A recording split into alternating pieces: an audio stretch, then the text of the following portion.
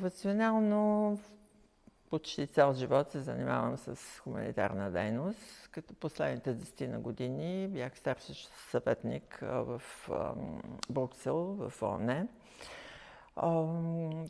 по въпроса на правата на човека, на малцинства и мигранти в областта на здравеопазването.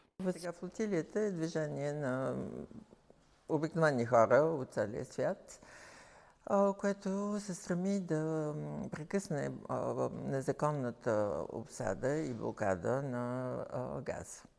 Стреми се също да донесе директна, конкретна хуманитарна помощ с медицински материали и както и с директно да се подпомогне за реконструкцията на Газа с медицински персонал, учители, строители и така нататък, защото тази година идеята беше част от тези, които искаха и можеха, като се стигне до Газа, да слезат и да поработят известно време там.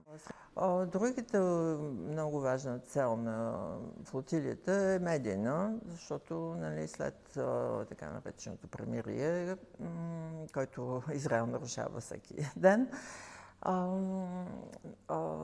просто по редовните медии се спря да се говори за Палестина.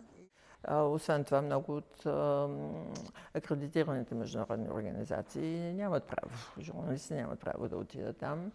Така че мисля, че може да се направи натиск. Всяко правителство има тези задължения. Първо да защитава собствените си граждани, в случая, и също да настоява правните норми да се спазват. Защото всъщност ние бяхме отвлечени в международни води с военно командо, въоръжени до зъби, най-грубо превзеха кораба и облякаха, счупиха моторите на кораба и изоставиха ги посред морето. Един от корабите се разбра, че не само са му счупили мотора, но са ги изоставили с пътниците посред Средиземноморието, като на следващия ден беше обявена буря. Така че тяхната реакция, както всичко, което правят в момента и то от доста години, е съвсем нелегална.